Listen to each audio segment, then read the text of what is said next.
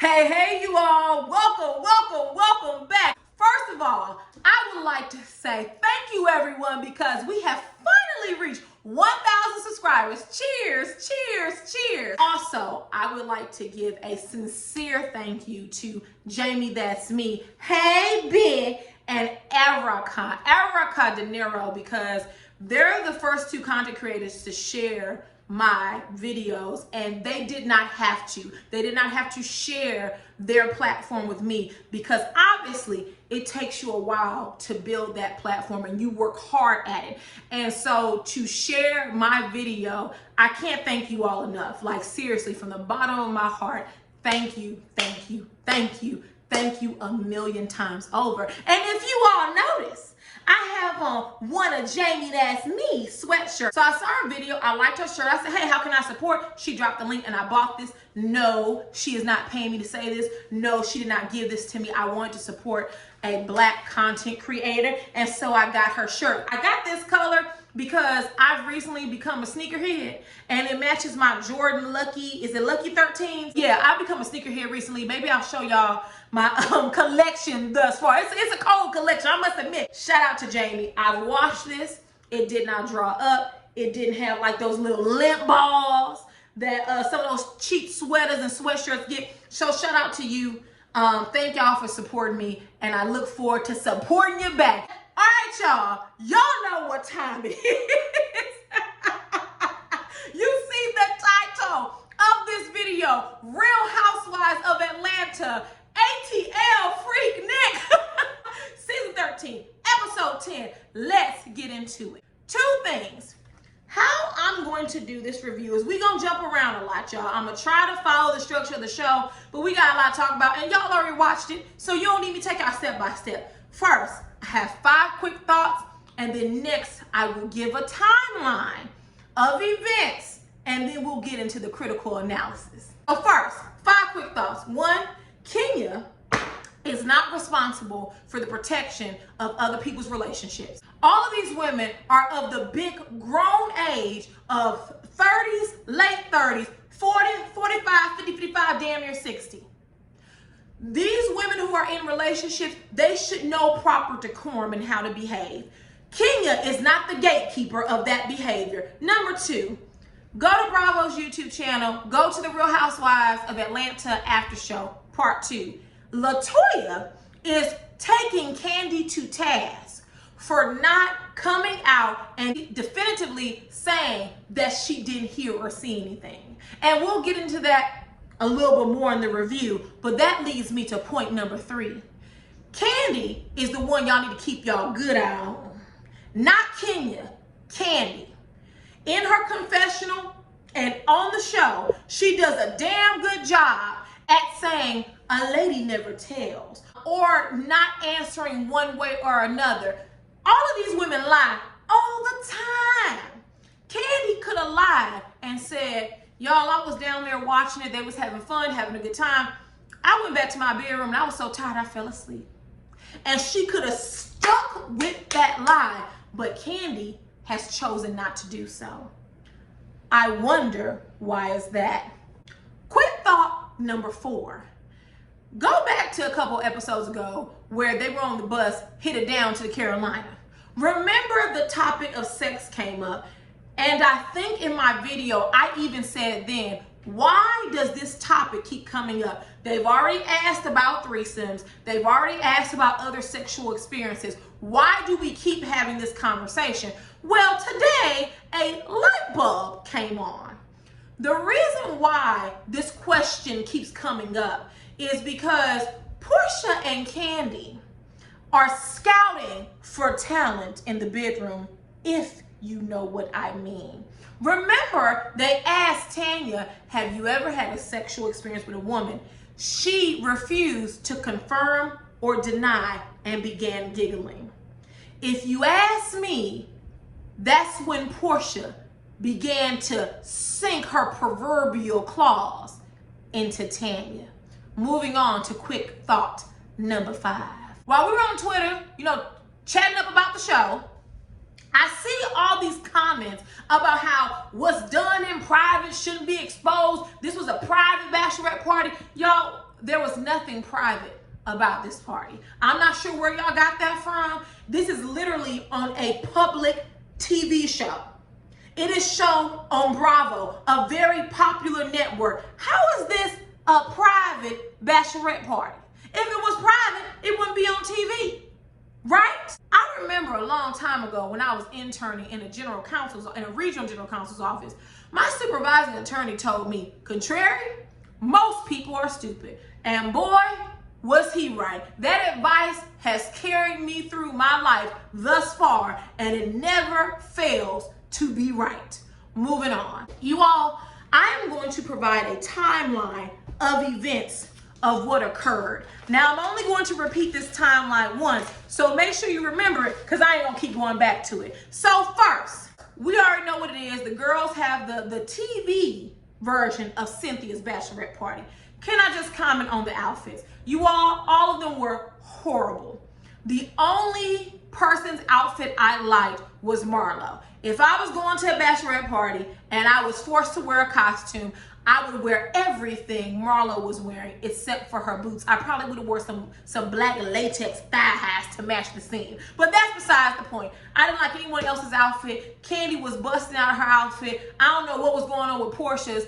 Drew, my God. I'm not gonna talk about Drew. Y'all already know Drew is a hot mess.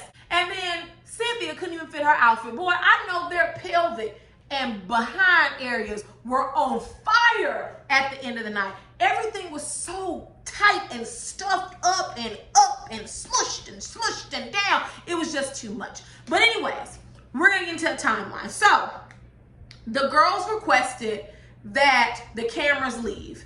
So the producers decide to demic everyone. The girls decide to cover the cameras in the house up. Now remember, Toya goes to Candy and says, girl, there's cameras all in his house. And Candy like, girl, I don't give a damn bolo here. Candy doesn't give a damn because Candy's not going to participate in lewd and lascivious behavior with her employee.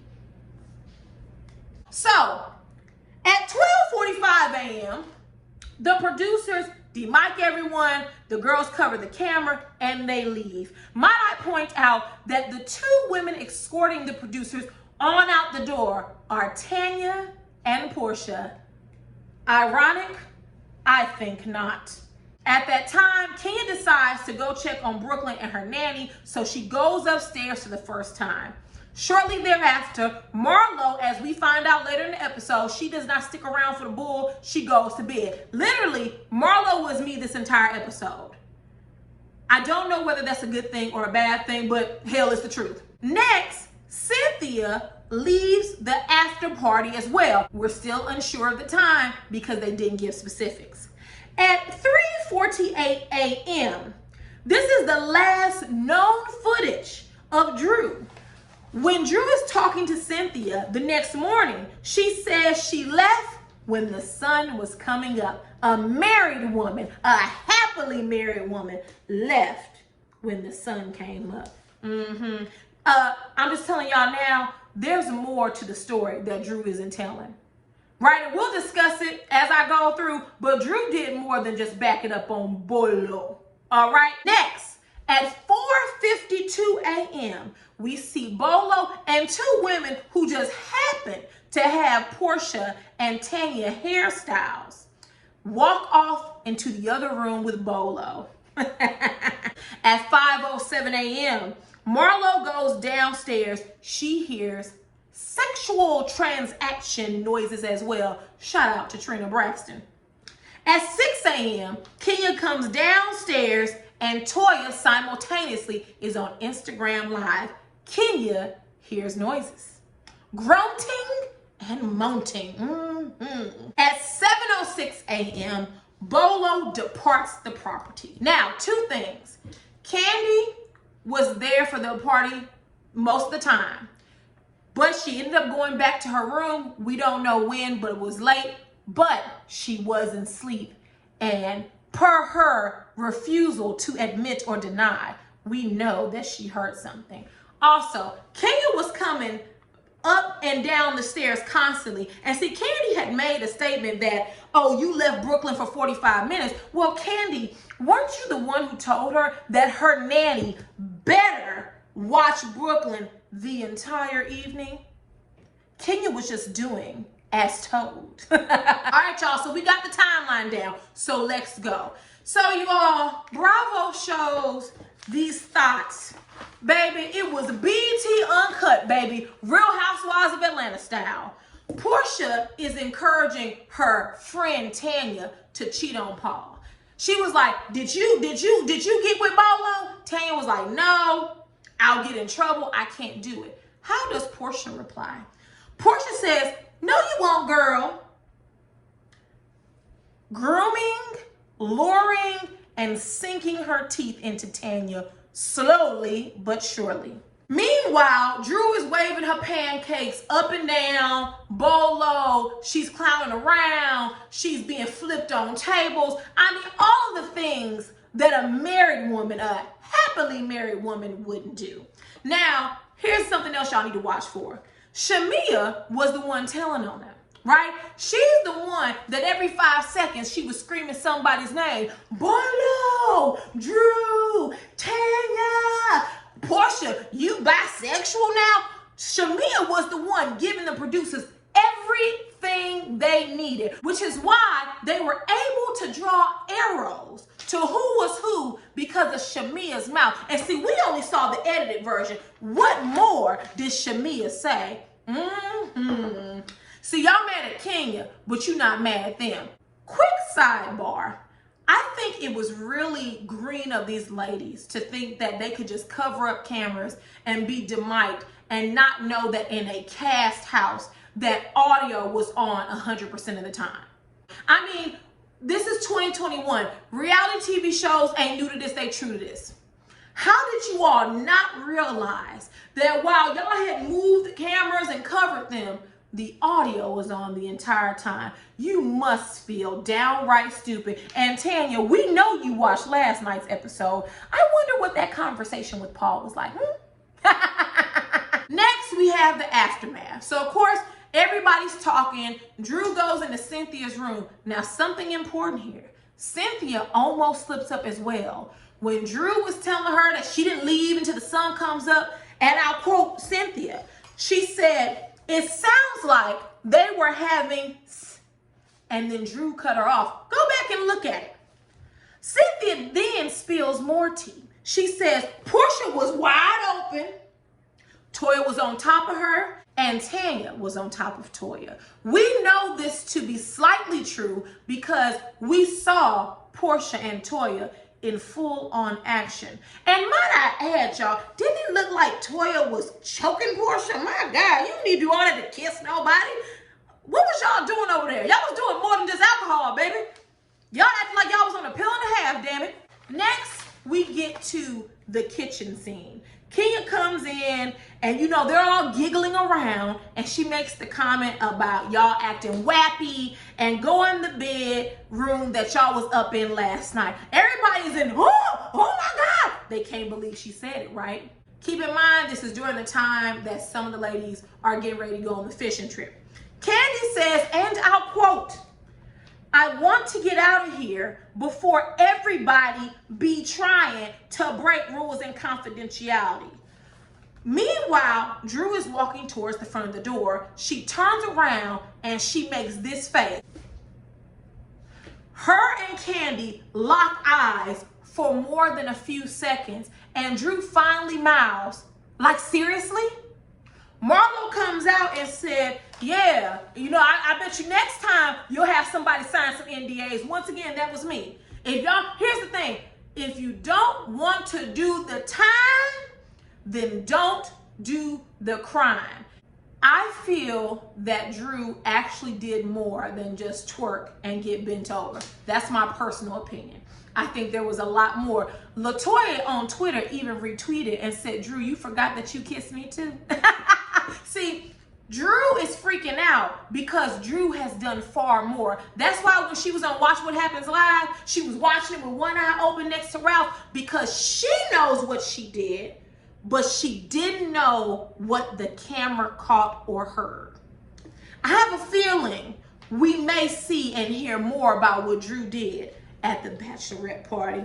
Ralph, hold on to your socks because Drew got a little freaky sneaky at that party. Next, we go to Bolo Court. Kenya is questioning LaToya, and then Tanya and Shamea come up. As soon as Kenya starts questioning, Tanya becomes defensive. There were a lot of nonverbal cues from Tanya.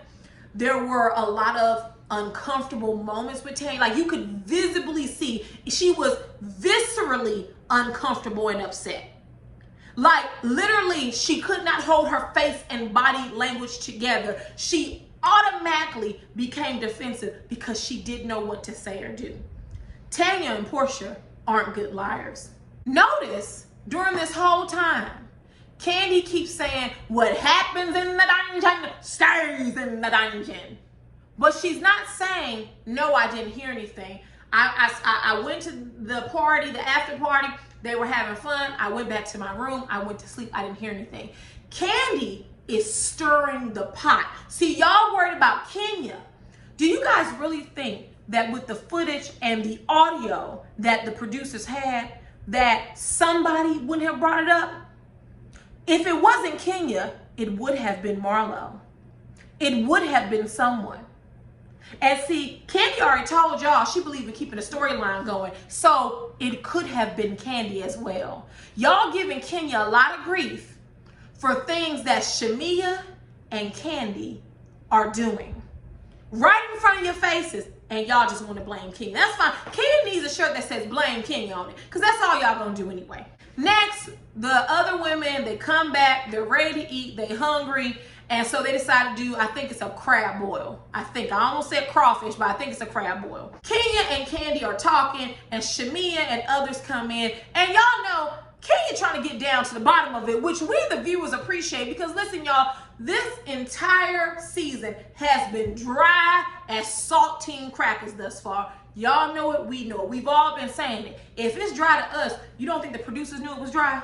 So this was a gold mine that the producers accidentally landed on, right? So, of course, Kenya's gonna keep up the mess. So she's asking Candy, did you hear anything? Candy is saying she's not saying anything, whether she heard it or not. Once again, Candy could have lied and said, y'all, I didn't hear nothing. I went to sleep, and she could have did it. But instead, what Candy has done is open the door for more inquiries and more side eyes because you're not denying. And then I think, if I'm right, Marlo even said on the bus that the walls were thin and she could hear everything. Kenya ain't going crazy, y'all. So then notice Kenya saying, I heard moaning, I heard groaning.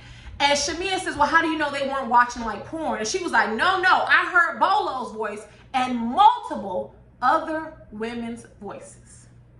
Shamea, honey, you would have thought they told her it was a 2-for-1 down to the Bath and Body Works. She takes off running to Portia's room. She goes in there, y'all, I gotta tell you something, but Tanya, tell Portia first what happened at the pool. Now, look at Portia and Tanya's body language. At first, Portia was giggling. Tanya tells her about Bolo Court. Portia is laughing. Oh, she wants to know more about Bolo? She wants to know more about Bolo? See, she's not even thinking about it, right? Tanya kicks it to Shamea, and Shamea says, yeah, but she's still going. She is saying that she heard moaning and groaning. Now, notice the visceral reaction that both Tanya and Portia had just from Kenya saying she heard moaning and groaning. Now, here's a bit of the issue that they're in. Most reality TV stars have come out and said that, you know, basically if you don't mention it, it won't play out on the show. At this moment, Bird 1 and Bird 2 don't know what the producers have, whether it's via video footage or audio. They think the video was off, although they thought wrong. They forgot about the audio. So when she says that Kenya said she heard moaning and groaning, they become upset because they know it's them. They give themselves up rather easily. Then Portia asks Shamea, what is she implying? Shamea admits Kenya did not specifically say, but she's implying that you two slept with Bolo. Baby, when I tell you Tanya got to season and start rocking back and forth, baby, I fell out because all of that body language told us everything we need to know, which is Tanya and Portia are guilty. Okay? Not only did they have a rendezvous, but they enjoyed every single minute of it. And so Tanya then goes off the deep end. She starts saying, Kenya is making disparaging comments about me. No, Kenya's not. Shamia ran and told you all because birds of a feather flock together. And she knew for a fact that you and Portia had decided to do some extra entertaining with Mr. Bolo. So she figured she would prepare y'all. So who y'all need to be blaming is Shamia and Candy. Shamia is the one who confirmed your guilt, not Kenya. Y'all did all the hard work for Kenya. Kenya didn't have to do nothing but say she heard mountain and grunting. And Shamia is the one who flew into Portia's room telling her. And notice, Portia even said the bedroom, oh, she heard it in my second room. Yes, Portia, she heard it in your second room. Portia says that she's not going to give Kenya any more energy and that Kenya is so disgusting. So Portia is visibly upset, but she can't react how she wants to because of two important things. One, Andy Cohen done already told her that she hit somebody again, somebody getting fired. And then two, because you know Portia, she's into her actorvism. And she knows that would be a bad look. So she pretends it doesn't bother her. But if it doesn't bother you, then why were you saying F Kenya? F Kenya. See, when you say F somebody, that's when you really get upset. And baby, you were pissed. You were so pissed you could have spit fire from Kenya's mouth. Portia tries to calm Tanya down because Tanya is overreacting. See, Portia ain't new to this. She true to this. I told you, Portia has been peddling around clubs, hunting down women so that she can have her way with them. This is up Portia's alley. But Tanya, she ain't used to this. She don't know how to play it off. And plus, Tanya, let her tell it, is married. Paul is her husband. The chickens always come home to roost. So next, we see Marlo and Kenya make up, blah, blah, blah. Marlo shares with Kenya like, girl, I heard it too. I was around there around 5 or 6. I already told y'all the timeline. I heard moaning and groaning too. And Kenya, her confessional, says what we all say. Of course somebody else heard it. And Marlo isn't the only person who heard it. Isn't that right, Candy? Portia and Tanya, they leave the bedroom, they go into the kitchen. Automatically, Portia pulls Toya into it. Notice how she begins to groom Toya. She starts to fix hair that doesn't need fixing. She starts straightening up bra strap. She's being very touchy-feely with Toya, right? Well, Kenya's saying all these things. How do you feel about your friend? Once again, Portia is very divisive. She has been doing this for as long as she's been on Housewives. She seeks to get into the middle of friendships. She did it with Candy and Phaedra. Go back to those seasons. Remember, I forgot what season it was, but Candy and Phaedra, this was the beginning of the dissolution of their friendship. Portia was on the same couch as Phaedra, and honey, Phaedra couldn't get a word in. Portia kept tagging Candy. Didn't have nothing to do with their friendship. She's steady going at her. Portia likes to get in between friends so that she can form a group to go against somebody. And LaToya says, I see why y'all say Kenya's problematic. They go down to dinner. Immediately, Tanya begins to complain. Where's the forks? Where's the knives? Where's the cups? Where's the water? Tanya, won't your light bright ass just in the kitchen? Why didn't you grab your own silverware? And plus, ain't this a crab boil? Now listen, I eat crawfish and crab and shrimp.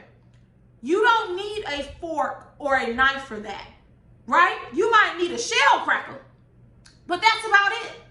You don't need knives and forks. And down here where I live at, people take a big plastic cover and dump the crawfish and corn and potato on top of it and get to eat. Portia and Tanya sit side by side, and when Kenya and Marlo sashayed Shantae down those stairs, baby, Portia could have shot the pinky toe off of Kenya. She was so pissed. Notice how Portia locked eyes with Marlo from the top of the steps, down the steps, around the table, and she just wasn't staring. She was giving her the look. Now, we don't quite know what the look is, but I'll tell you my interpretation of it.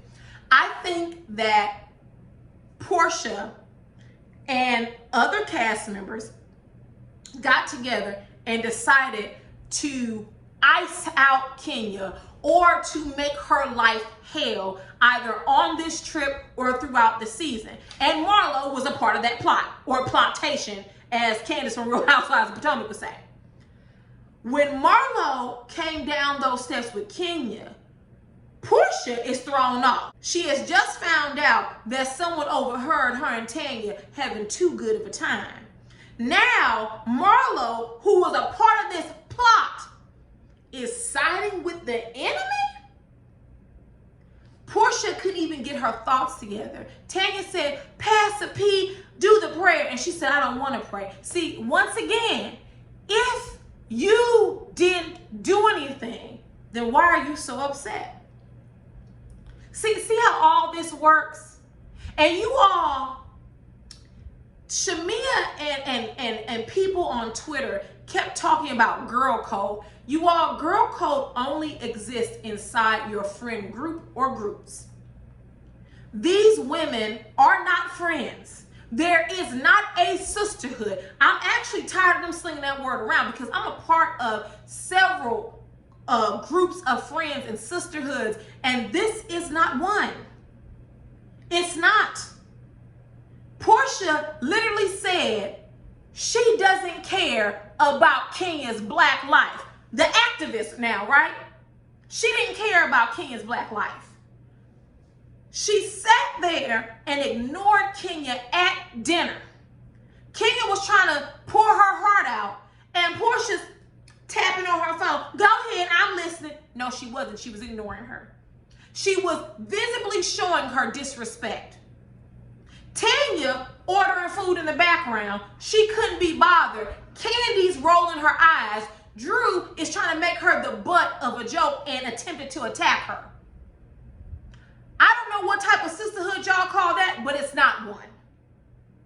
So I don't know why people expect Kenya to grant these women a favor that they would not grant for her. If that had been Kenya with Bolo, I'm telling you now, Portia would have been on it like white on rice, and so would Tanya.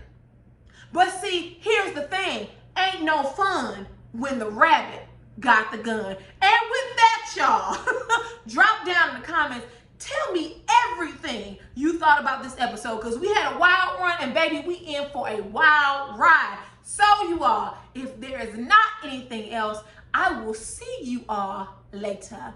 Bye. Mwah. Bye, guys.